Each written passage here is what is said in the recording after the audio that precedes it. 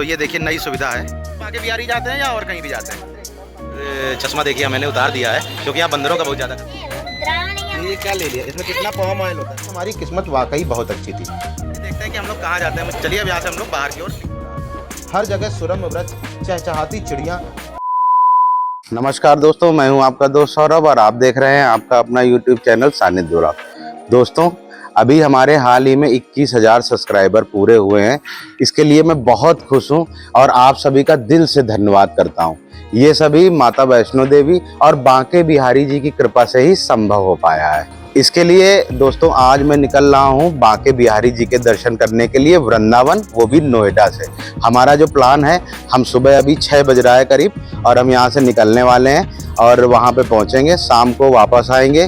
रास्ते में मौज मस्ती करेंगे, बिहारी जी के दर्शन करेंगे और कोशिश करेंगे कि एक ही दिन में वृंदावन के सभी प्रमुख मंदिरों को घूम लिया जाए। और इस वीडियो से आपको ये भी पता चलेगा कि आप एक दिन में वृंदावन कैसे घूम सकते हैं। तो चलिए मेरे साथ वृंदावन की ओर, रास्ते में मस्ती करते हैं और दिखाते हैं कि किस तरीके से हम लोग वृंदावन को एक्सप्लोर करते हैं, बिहारी जी का किस तरीके से आशीर्वाद लेते हैं। और हाँ दोस्तों, एक बात तो मैं आपको बताना ही भूल गया, रास्ते में एक बहुत शानदार सा सरप्राइज है, वो आपको वीडियो में आगे देखने को मिलेगा। ये चीज़ मैं अभी नहीं रिवील करूँगा, तो बने रहिए हमारे साथ। चलिए, ये हमारी धन्नो बिल्कुल तैयार खड़ी है। जो जो रास्ता लेंगे वो सारी चीजें आपको बताएंगे। तो बोलो बांके बिहारी लाल की।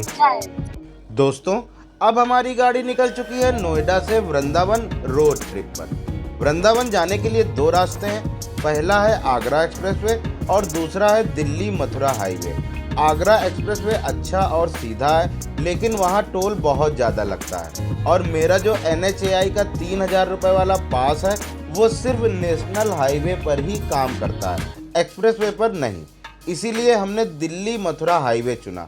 इस रूट से फरीदाबाद और कोसी कला होते हुए सीधे वृंदावन पहुंच सकते हैं। सुबह सुबह का टाइम था तो रोड भी खाली मिले और ड्राइविंग भी मज़ेदार रही।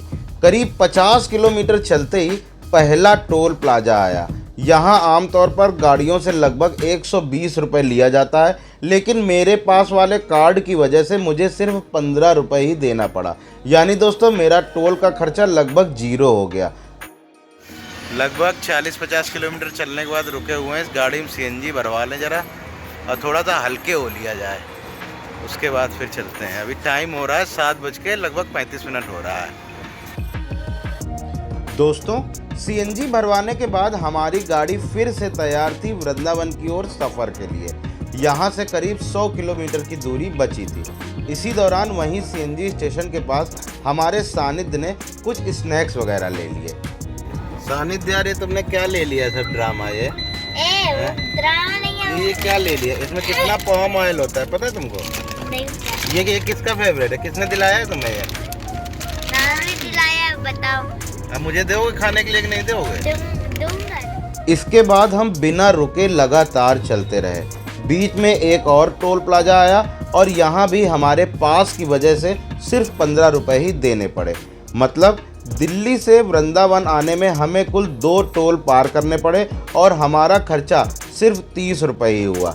लगभग 100 किलोमीटर की ये ड्राइव आराम से निकल गई और सुबह के 9 बजे हम वृंदावन पहुंच गए। दोस्तों, सुबह का बज रहा है 9 और हम लोग वृंदावन की पावन नगरी में प्रवेश कर चुके हैं।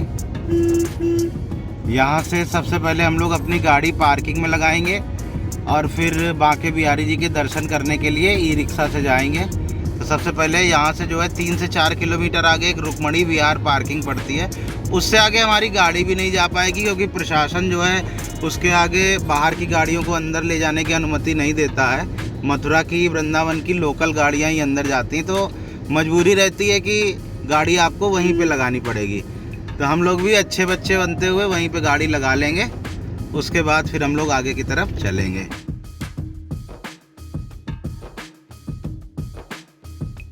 तो ये हमने अपनी गाड़ी लगा दी है यहाँ पे पार्किंग में और हम लोग बाहर जाएंगे। वृंदावन घूमने का जो सबसे ज़्यादा मज़ा आता है ना दोस्तों, वो ई-रिक्शा से ही घूमने में आता है। गाड़ी से तो आप घूम ही नहीं सकते। अगर गलती से अगर आप गाड़ी अंदर ले गए तो 5,000 रुपये का तिलक है प्रशासन के द्वारा। तो इस चीज़ का भी आपको ध्यान रखना है।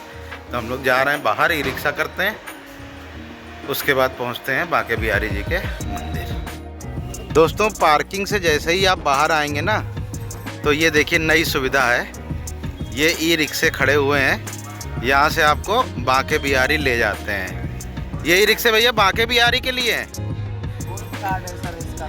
अच्छा, गोल्फ कार्ट नाम है इसका। और किराया फिक्स है प्रशासन के द्वारा? कितने रुपए किराया है? सिर्फ बांके बिहारी जाते हैं या और कहीं भी जाते हैं? अच्छा, बांके बिहारी में कहाँ पे छोड़ेंगे? विद्यापीठ चौराहा। वहाँ से बांके बिहारी लगभग कितना दूर पैदल चल के जाना रहेगा? 250 मीटर। मतलब बिल्कुल बांके बिहारी मंदिर के पास छोड़ते हैं। तो चलिए हम लोग भी इसी को बुक करते हैं और चलते हैं मंदिर की तरफ। इस कार्ट में बैठने के लिए टिकट लेना पड़ता है। टिकट सिर्फ 30 रुपए का है और यहीं पास में लगे काउंटर से मिल जाता है। पूरा सिस्टम बिल्कुल ट्रांसपेरेंट है। तो चलिए दोस्तों, मैं भी जल्दी से अपना टिकट ले लेता हूँ। चेंज नहीं है? चेंज नहीं है मालिक। अरे दे दो मालिक, तुम तो यार तुम्हारे पास तो 5000 का चेंज मिल जाएगा।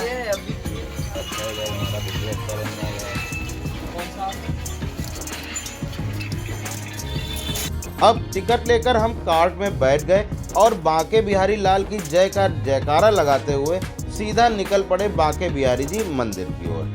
बोलो बांके बिहारी लाल की जय। दोस्तों ये कार्ट प्रेम मंदिर और इस्कॉन मंदिर होते हुए सीधे बांके बिहारी मंदिर तक ले जाती है।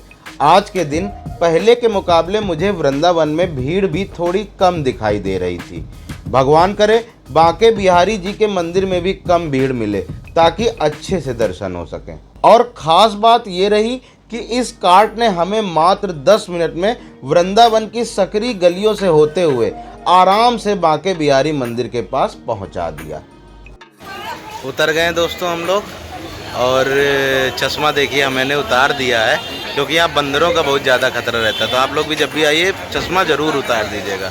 ज़्यादा रिकॉर्डिंग भी नहीं कर पाऊँगा क्योंकि बंदरों का खतरा है। बंदर चश्मे के साथ साथ मोबाइल भी छिना के ले जाते हैं। दोस्तों मंदिर के मुख्य द्वार पर पहुंचकर सबसे पहले हमने अपने जूते चप्पल उतारे, प्रसाद लिया और फिर दर्शन की लाइन में लग गए। आज हमारी किस्मत वाकई बहुत अच्छी थी क्योंकि यहाँ पर अक्सर इतनी भीड़ होती है कि मंदिर के अंदर जाने में ही घंटों लग जाते हैं। मंदिर के सामने की गली भीड़ से खचाखच भरी रहती है, लेकिन आज जो भीड़ आप देख रहे हैं वो असल में ना के बराबर है, वरना यहाँ हालात बिल्कुल अलग होते हैं। और इस सौभाग्य से हमें जल्दी ही मंदिर के गर्भगृह तक पहुँचने का अवसर मिला। बिल्कुल पास से बांके बिहारी जी के दर्शन हुए, मानो आत्मा तृप्त हो गई हो और मन को संतोष मिल गया और यात्रा का उद्देश्य पूरा हुआ। दर्शन के बाद जब हम बाहर निकले तो मन में एक ही विचार था कि अब आगे किस मंदिर में जाया जाए और कहां-कहां के दर्शन किए जाएं। तो बिहारी जी के दर्शन हो गए, जबकि भीड़ इतनी ज़्यादा थी लेकिन बहुत आसानी से दर्शन हो गए। आप लोगों ने भी दर्शन किए। अब आगे देखते हैं कि हम लोग कहाँ जाते हैं। चलिए अब यहाँ से हम लोग बाहर की ओर निकलते हैं। दोस्तों बांके बिहारी जी के दर्शन के बाद हमें याद आया कि बिल्कुल पास में ही राधा वल्लभ मंदिर है। यहाँ श्री राधा वल्लभ जी की पूजा होती है जो राधा और कृष्ण के एकात्मक स्वरूप माने जाते हैं। मंदिर की बेदी पर केवल राधा वल्लभ जी की मूर्ति विराजमान है। यहाँ राधा जी का कोई अलग विग्रह नहीं होता, यानी इस अद्भुत मंदिर में राधा और कृष्ण को एक साथ पूजते हैं।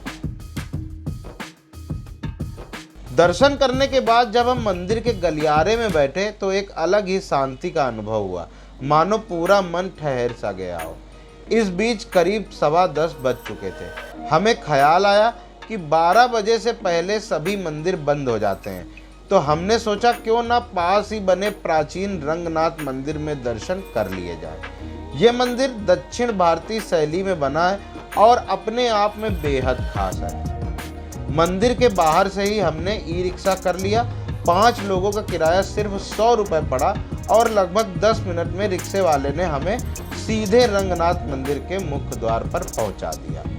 दोस्तों अब हम पहुंच गए वृंदावन के प्राचीन रंगनाथ मंदिर में। रंगनाथ मंदिर अपनी दक्षिण भारतीय द्रविड़ शैली की वास्तुकला के लिए प्रसिद्ध है। इसके ऊंचे ऊंचे गोपुरम, विशाल परिसर और अद्वितीय प्रतिमाएं सचमुच देखने लायक है। सबसे खास बात यह है कि यहाँ पर आपको राजपूत और मुगल शैलियों का भी मिश्रण देखने को मिलता है। मंदिर के भीतर एक विशाल तालाब है और यहाँ शांत दिव्य वातावरण आपको भव्यता का अनुभव कराता है। हमने यहाँ भगवान विष्णु के दर्शन किए और साथ ही मंदिर की कुछ विशेष झांकियाँ भी देखी, जिनके लिए सिर्फ 20 रुपये का शुल्क लगता है। दर्शन और झांकियाँ देखते देखते समय का पता ही नहीं चला और तकरीबन 12:30 बज गए। अब क्योंकि 12 बजे के बाद ज़्यादातर मंदिर बंद हो जाते हैं, तो हमने सोचा क्यों ना अगला पड़ाव निधि वन रखा जाए, क्योंकि निधि वन ऐसा स्थान है जो दोपहर में बंद नहीं होता। रंगनाथ मंदिर से निधि वन की दूरी लगभग 1 किलोमीटर है। दोस्तों, रंगनाथ मंदिर से निकलकर हम पहुंच गए निधि वन। यहाँ की मान्यता है कि हर रात यहाँ रास लीला होती है। राधा और कृष्ण गोपियों के साथ नाचते हैं और ये जो व्रत ललित तुलसी के पेड़ हैं, ये साधारण नहीं है। ये पेड़ अक्सर मोड़दार और जुड़े गुथे होते हैं। उनकी शाखाएं जुड़ी हुई होती हैं, मानो कोई झांकियों की सजावट हो। निधि वन के अंदर ही छोटे छोटे मंदिर भी हैं, जैसे रंग महल, श्री बंसीचोर राधा रानी मंदिर इत्यादि। हम वहाँ भी गए और दर्शन किए। मैं अपने साथ बंदरों के लिए घर से थोड़ा सा खाना लाया था, तो बंदरों को खाना खिलाया। उनका मज़ा देखते ही बनता था और वहाँ की शांति इतनी गहरी थी कि समय का पता लगना मुश्किल हो रहा था। हर जगह सुरम्य वृक्ष, चहचहाती चिड़िया, बंदरों की मस्ती और भक्तों की श्रद्धा। यहाँ का वायुमंडल दिव्य था। दोस्तों, निधि वन से निकलकर उसके बाद हम लोग पहुँचे यमुना के तट पर। यहाँ का माहौल हमेशा ही भक्तिमय लगता है। मैं थोड़ी देर यमुना के किनारे बैठा और उस शांति को महसूस किया। अभी कुछ दिन पहले यहाँ बाढ़ आई थी, इसीलिए यमुना का पानी तेज और तूफानी रूप से बह रहा था। धूप भी काफ़ी तेज थी, तो हमने सोचा कि आज यमुना की सवारी ना की जाए। निधि वन से बाहर निकलते ही करीब 500 मीटर दूर क्षीर घाट पड़ता है। यहीं से आप नाव की सवारी कर सकते हैं। सिर्फ 50 रुपये में यमुना जी के पवित्र जल पर एक अद्भुत अनुभव मिलता है।